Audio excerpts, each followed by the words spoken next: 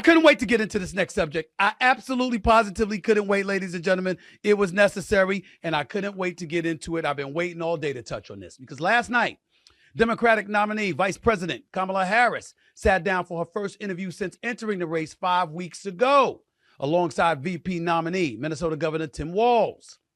Both were interviewed by CNN's Dana Bash. When asked what she would do on day one as president, Harris said she would look for ways to, quote, strengthen the middle class, end quote, and try to bring down housing prices nationwide. Harris also plans to extend a $6,000 child tax credit to families in the first year of a child's life. Former President Trump's campaign is mocking Vice President Harris for bringing Walz to her first interview since launching her bid for the White House. However, Trump's first interview, just to get this out of the way, you remember his first interview after the Republican National Convention was a joint interview alongside his running mate, Senator J.D. Vance, with Fox News' Jesse Waters. And if you look back over the last decade, presidential candidates have sat for interviews with their running mates, including John McCain with Sarah Palin in 2008. Barack Obama did the same with Joe Biden that same year as well. Hillary Rodham Clinton and Tim Kaine did a joint interview in 2016. And finally, Donald Trump and Mike Pence also sat down together in 2016. That was a quote that a lot of people were making. And I understand that quote. It certainly came from members of my team because I want to put you up. Listen, I've got some family members. I've got people that I'm close to. I've got a staff that I trust tremendously so. And they express themselves all the time. See, I want the expressions. I don't want a bunch of yes people around me. Okay. I mean, you may not know him. This is dude Rashawn. Let me tell you something right now. I got a dude named Rashawn that works for me. That man don't listen to anything I say until he has to. I mean, he wakes me up at 7 a.m. to get on my last damn nerves, okay, about his opinions, okay? He ain't no yes man. I mean, I got Sherry. You would think. I mean, listen. I'm a marvelous boss. I'm told. I'm a boss, right? You wouldn't know. I mean, Sherry, like, I don't agree with that at all. I mean, I don't know what you're thinking. And somebody else who's going to remain nameless took the time out of her busy schedule. She's married, got dogs in the house and all of this other stuff, happily married person, very, very busy, preoccupied with her life and a multitude of jobs and responsibilities and all of this other stuff. But oh no, this person took the time to sit down and write a damn dissertation to me about how wrong she thought my opinion was after watching me on Cuomo Nation with Chris Cuomo on Thursday night. She took the time to write a note to me. Let's put that note up because I want the public to see it. I ain't going to let you know who it is because I love her to death. You understand that she's entitled to her opinions. But damn it, I want y'all to see the kind of stuff that I got to deal with right here, okay? Now, damn it, that's not enough on the screen. Some of it is cut out. So I need to be able to read this post that she sent to me. Respectfully, I respectfully disagree. There have been at least 4 presidents to date who have sat for an interview with their presumptive vice presidential nominee, and that includes Trump, Pence. The vice president's selection matters right now is taking up space in Trump's head, causing him to show out and all of this other stuff. This is what she said. This is what she said. Ladies and gentlemen, do you want, and I say this albeit rhetorically, to members of my staff, to Democrats and liberals I know everywhere, to black women who are supporting Kamala Harris, to graphic folks working for me like Shagun sitting there looking like Patrick Beverly, talking to me and swearing up and down on my Lord. Kamala. I ask one simple question. Do y'all want to hug and sing kumbaya to one another, or do you want to win the damn election? Because you want to look at me, Rashawn, when I'm talking to you.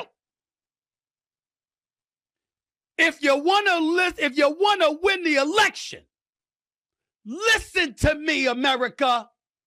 Listen to me. All of that rhetoric y'all talking don't mean a damn thing, including the text that I just read to you on the air. Sit up, Sherry, when I'm talking to you, please. I got stuff on my mind. Honor free, I can't read that. You're right like a kindergarten person. Come on, man. I can't see that. Here's the deal. Listen to me, y'all. Listen good. We're trying to win an election. And I don't say we like I'm some liberal because I'm a registered independent. I say we, people who don't want Trump to win. You bring up all of those presidents and all of their sit downs with vice presidents. Did any of them avoid a primary? Was any of them vice president when the president, the incumbent, literally had the path paved for him and everybody was moved out of the way so he couldn't be exposed for being cognitively declining? Did that happen with Barack Obama and Joe Biden? Did that happen with Trump and Pence? Did that happen with Hillary and Tim Kaine? Did that happen with Clinton and Gore? Did that happen with H.W.?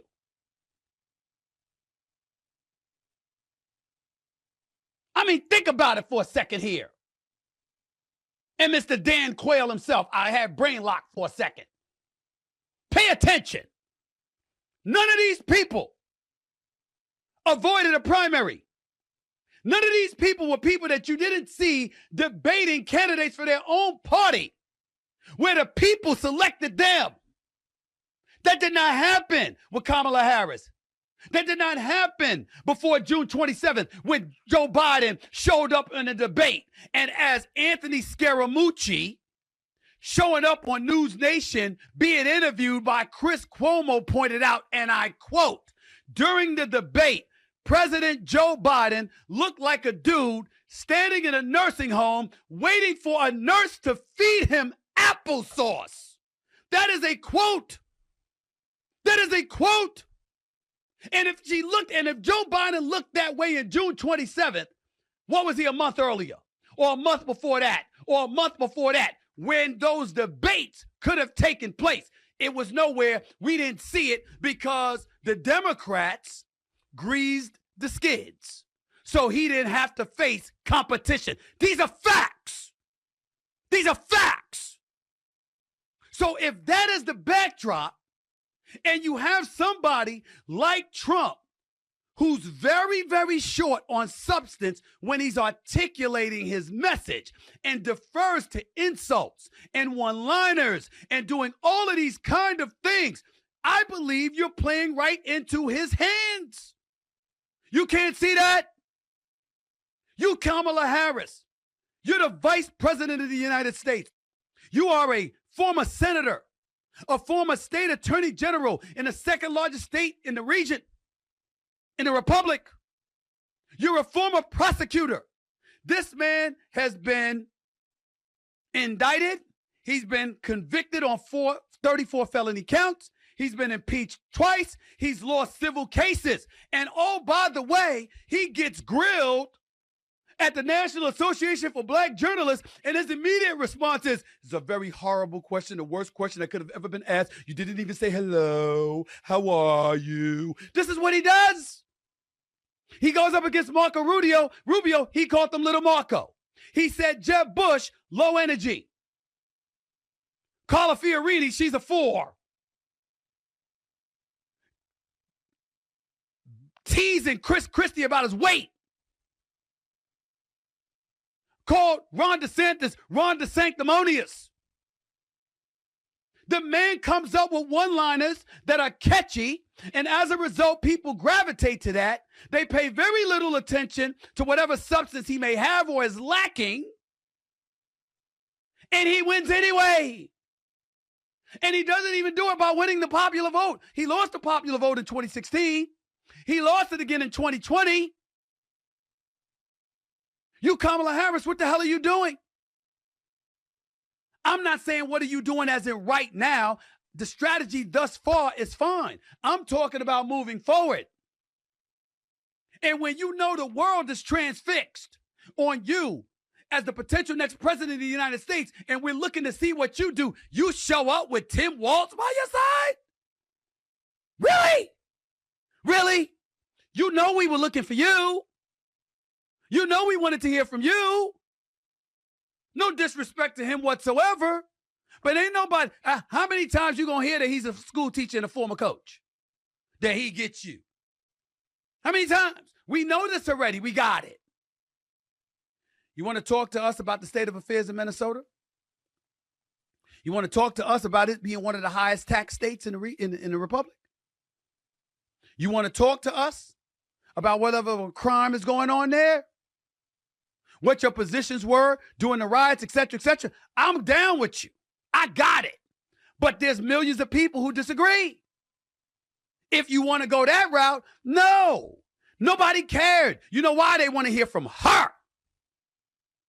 And why do they want to hear from her? Because when she was the vice president, you never heard from her.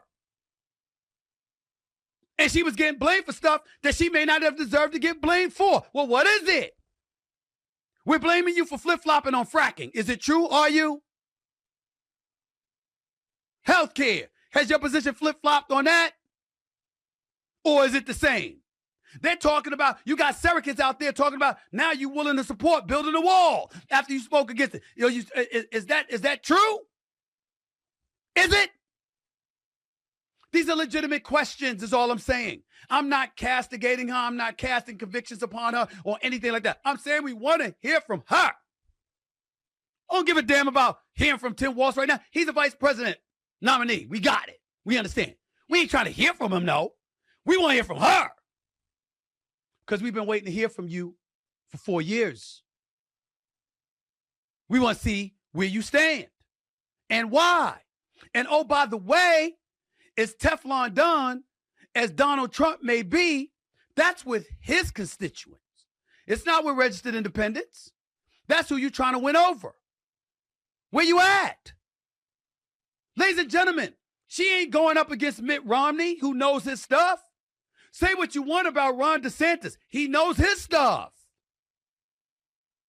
She ain't going up against Nikki Haley.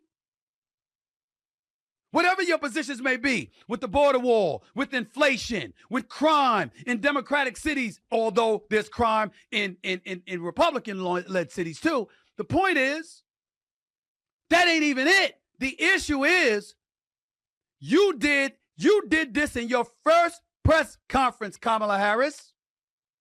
You sat up there and said, believe me when I say, I know Donald Trump's type. You talked about dealing with criminals, fraudsters, and, con artists. And then you said, believe me when I say, ladies and gentlemen, I know Donald Trump's type. Well, if you know his type and you're accustomed to dealing with him, why is he the one doing a bunch of interviews? Again, the strategy was fine. I'm not complaining about the strategy you employed up to this point. I'm saying be clear. That ain't going to win you the presidency. And for your first interview, and by the way, you know the code that he's using. Nod your head, Rashawn. Nod your head, Honor Free, especially you, Honor Free. Oh, especially you. All right, and you too, Bailey. All of yous. Nod your head. Is Trump, yes or no, is Trump not using codes when he points out that she's hiding? He's leaning on gender. I'm a man. I'm strong. Look at the war in Russia and in Ukraine with Russia. Look at what's going on with Israel and Palestine in the Gaza Strip and beyond. Look at the kind of troubles that we're experiencing, whether it's North Korea, it's China, or whatever. Iran, Iraq. I mean, come on, y'all. Look at all of this.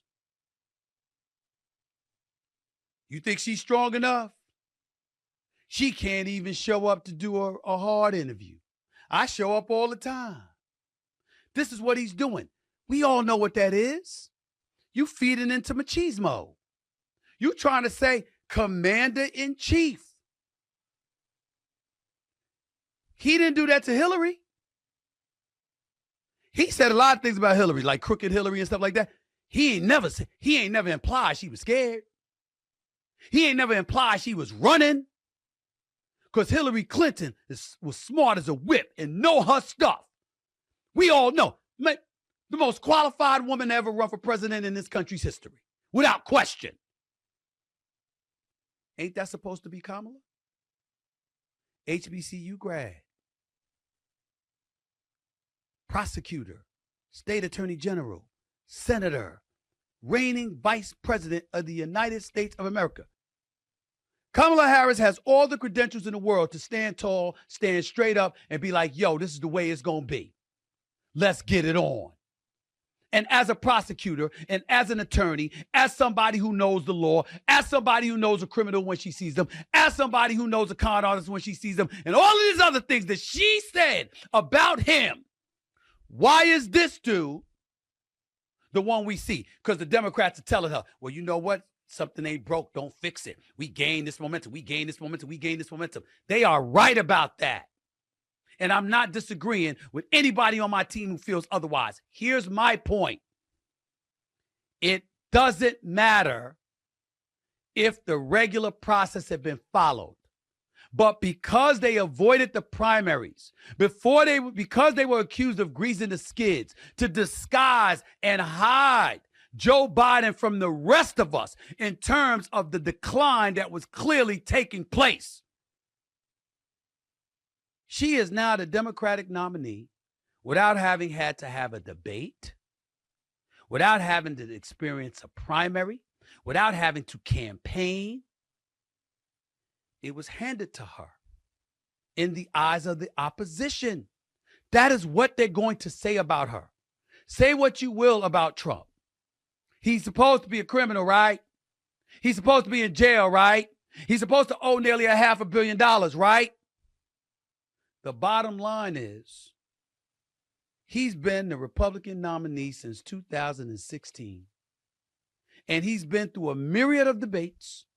And on top of all of that, he got all of this law, these legal issues descending down upon him. And the people have spoken. The Republicans said they want him. All of them. Nobody said that about Kamala Harris until July 21st.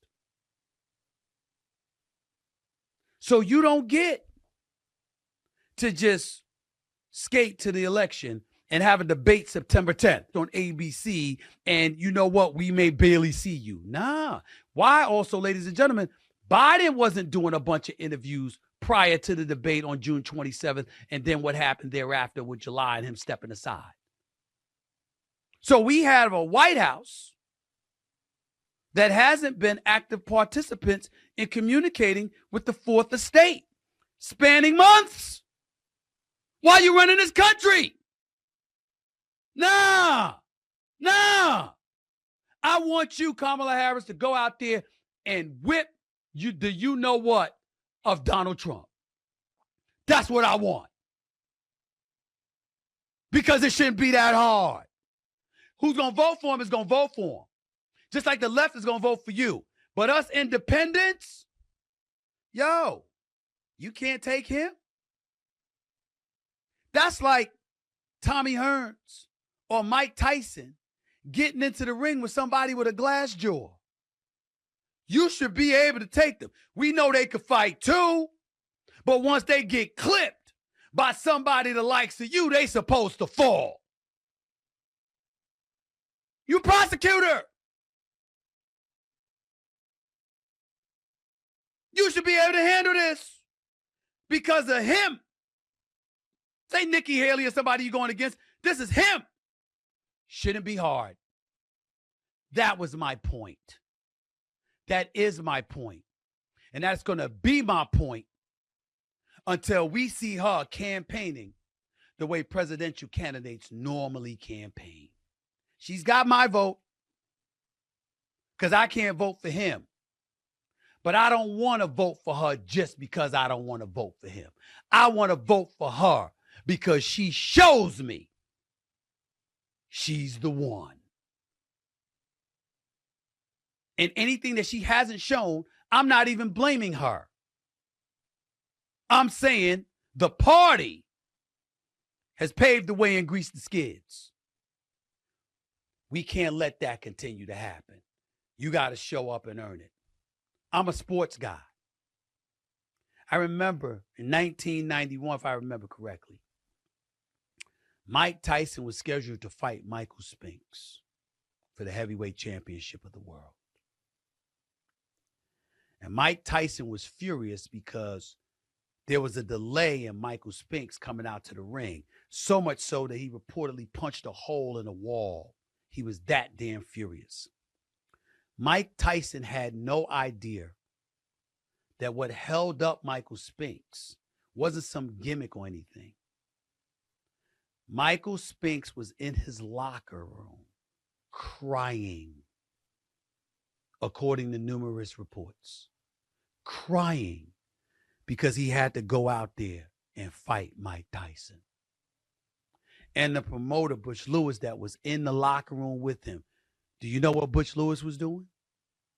Crying with him. Crying with him. But still hugging him while crying and saying, you got to go out, champ. You got to go out there. You got to fight. Because they had $13 million to get. That's a true story, according to everybody that I spoke to. And all I'm saying to y'all is, when you want something, when you want the crown, you got to go out there and fight. Because Trump is calling her out.